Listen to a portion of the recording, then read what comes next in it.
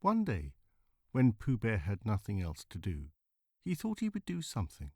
So he went round to Piglet's house to see what Piglet was doing. It was still snowing as he stumped over the white forest track, and he expected to find Piglet warming his toes in front of his fire.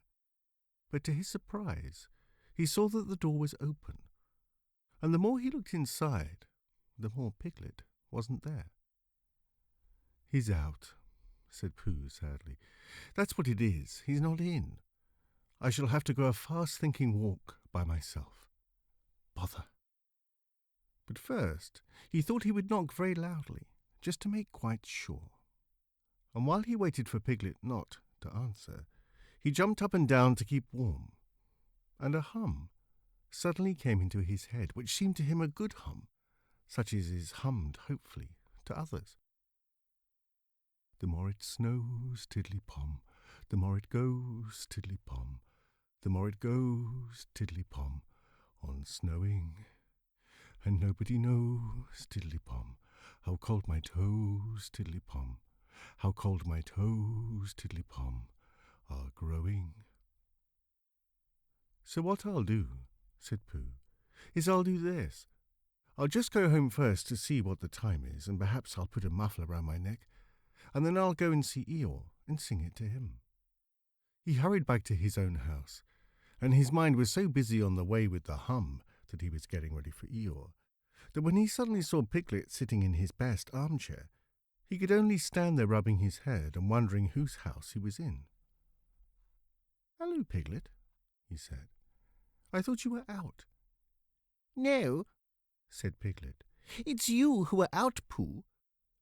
"So it was," said Pooh. "I knew one of us was." He looked up at his clock, which had stopped at 5 minutes to 11 some weeks ago. "Nearly 11 o'clock," said Pooh happily. "You're just in time for a little smackerel of something." And he put his head into the cupboard. "And then we'll go out, Piglet, and sing my song to Eeyore." "Which song, Pooh?" "The one we're going to sing to Eeyore," explained Pooh. The clock was still saying 5 minutes to 11 when Pooh and Piglet set out on their way half an hour later. The wind had dropped, and the snow, tired of rushing around in circles trying to catch itself up, now fluttered gently down until it found a place on which to rest. And sometimes the place was Pooh's nose, and sometimes it wasn't. And in a little while Piglet was wearing a white muffler round his neck, and feeling more snowy behind the ears than he'd ever felt before. "Pooh," he said at last, and a little timidly because he didn't want Pooh to think he was giving in. I was just wondering, how would it be if we went home now and practiced your song, and then sang it to Eeyore tomorrow or the next day when we happen to see him?" "That's a very good idea, Piglet," said Pooh. "We'll practice it now as we go along. But it's no good going home to practice it, because it's a special outdoor song, which has to be sung in the snow." "Are you sure?" asked Piglet anxiously. "Well, you see, Piglet, when you listen, because this is how it begins. The more it snows, tiddly-pom." "Tiddly what?" said Piglet. "Pom," said Pooh. "I put that in to make it more hummy. The more it goes, tiddly-pom, the more—" "Didn't you say snows?" "Yes, but that was before." "Before the tiddly-pom?" "It was a different tiddly-pom," said Pooh, feeling rather muddled now. "I'll sing it to you properly, and then you'll see." So he sang it again. The more it snows, tiddly-pom, the more it goes, tiddly-pom, the more it goes, tiddly-pom, on snowing. And nobody knows, tiddly-pom, how cold my toes, tiddly-pom, how cold my toes, tiddly-pom, are growing. He sang it like that, which is much the best way of singing it. And when he had finished, he waited for Piglet to say that of all the outdoor hums for snowy weather he had ever heard, this was the best. And, after thinking the matter out carefully, Piglet said, "Pooh, he said solemnly. "It isn't the toes so much as the ears." By this time, they were getting near to Eeyore's gloomy place, which was where he lived. And as it was still very snowy behind Piglet's ears, and he was getting tired of it, they turned into a little pine wood and sat down on the gate which led into it. They were out of the snow now, but it was very cold. And to keep themselves warm, they sang Pooh's song right through 6 times, Piglet doing the tiddly-poms, and Pooh doing the rest of it, and both of them thumping on the top of the gate with pieces of stick at the proper places.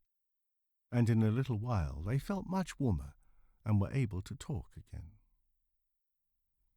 "I've been thinking," said Pooh, "and what I've been thinking is this. I've been thinking about Eeyore." "What about Eeyore?" "Well, poor Eeyore has nowhere to live." "No, he has," said Piglet.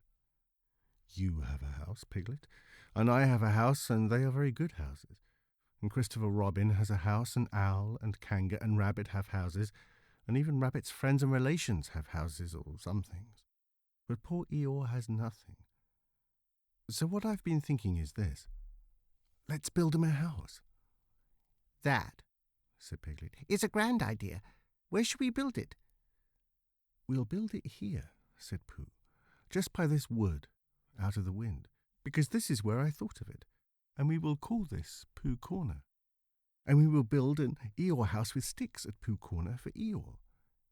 "There was a heap of sticks on the other side of the wood," said Piglet. "I saw them, lots and lots, all piled up." "Thank you, Piglet," said Pooh.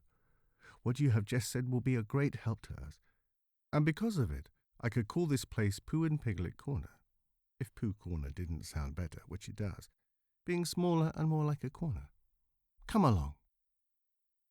So they got down off the gate and went round to the other side of the wood to fetch the sticks. Christopher Robin had spent the morning indoors going to Africa and back, and when he'd just got off the boat and was wondering what it was like outside, when who should come knocking at the door but Eeyore. "Hello, Eeyore," said Christopher Robin as he opened the door and came out. "How are you?" "It's snowing still," said Eeyore gloomily. "So it is." "And freezing." "Is it?" "Yes," said Eeyore. "However," he said, brightening up a little, "we haven't had an earthquake lately." "What's the matter, Eeyore?" "Nothing, Christopher Robin, nothing important. I suppose you haven't seen a house or whatnot anywhere about?" "What sort of house?" "Just a house." "Who lives there?" "I do. At least I thought I did, but I suppose I don't. After all, we can't all have houses." "But Eeyore, I didn't know. I always thought—" "I don't know how it is, Christopher Robin, what with all this snow and one thing and another, not to mention icicles and such like. It isn't so hot in my field about 3 o'clock in the morning as some people think it is. It isn't close, if you know what I mean. Not so as to be uncomfortable. It isn't stuffy. In fact, Christopher Robin," he went on in a loud whisper, "quite between ourselves, and don't tell anybody, it's cold." "Oh, Eeyore." And I said to myself, the others will be sorry if I'm getting myself all cold. They haven't got brains, any of them, only grey fluff that's blown into their heads by mistake. And they don't think. But if it goes on snowing for another 6 weeks or so, one of them will begin to say to himself, Eeyore can't be so very much too hot about 3 o'clock in the morning. And then it will get about, and they'll be sorry. "Oh, Eeyore," said Christopher Robin, feeling very sorry already. "I don't mean you, Christopher Robin, you're different. So what it all comes to is that I built myself a house down by my little wood." "Did you really? How exciting!" "The really exciting part," said Eeyore in his most melancholy voice, "is that when I left it this morning it was there, and when I came back it wasn't." not at all very natural. And it was only Eeyore's house, but still I just wondered. Christopher Robin did not stop to wonder.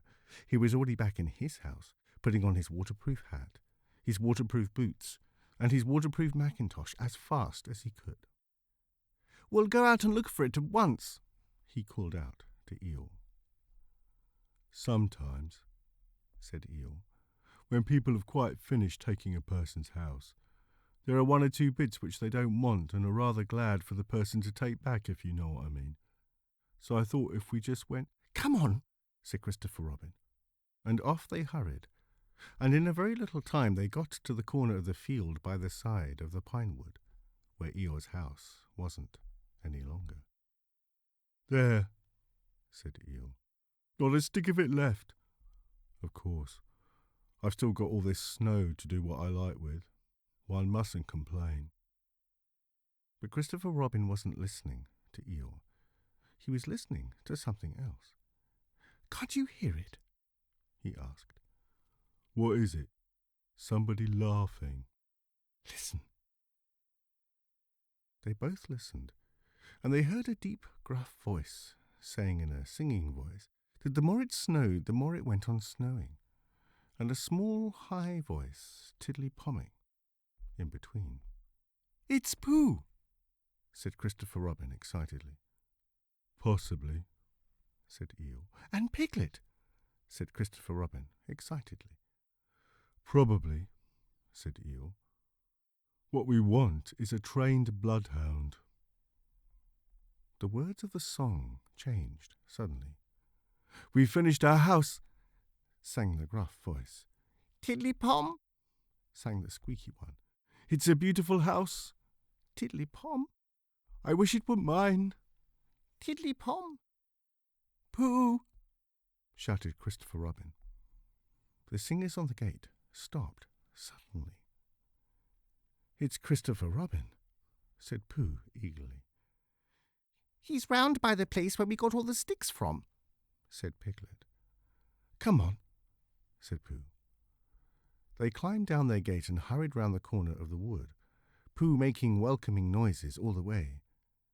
"Why, here is Eeyore," said Pooh, when he had finished hugging Christopher Robin, and he nudged Piglet, and Piglet nudged him, and they thought to themselves what a lovely surprise they had got ready. "Hello, Eeyore." "Same to you, Pooh Bear, and twice on Thursdays," said Eeyore gloomily. Before Pooh could say, "Why Thursdays?" Christopher Robin began to explain the sad story of Eeyore's lost house, and Pooh and Piglet listened, and their eyes seemed to get bigger and bigger. "Where did you say it was?" asked Pooh. "Just here," said Eeyore. "Made of sticks?" "Yes."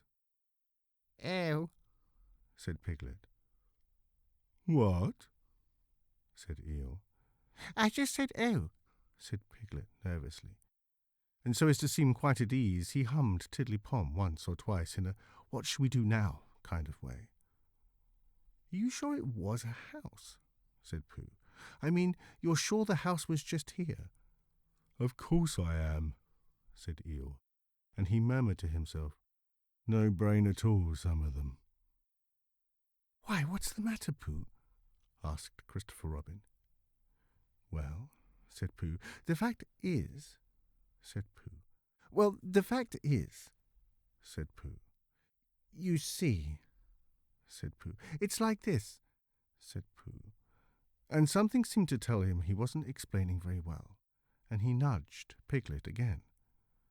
"It's like this," said Piglet quickly. "Only warmer," he added, after deep thought. "What's warmer?" "The other side of the wood where Eeyore's house is." "My house?" said Eeyore. "My house was here." "No," said Piglet firmly, "the other side of the wood." "Because being warmer," said Pooh. "But I ought to know." "Come and look," said Piglet simply, and he led the way. "There wouldn't be two houses," said Pooh, "not so close together."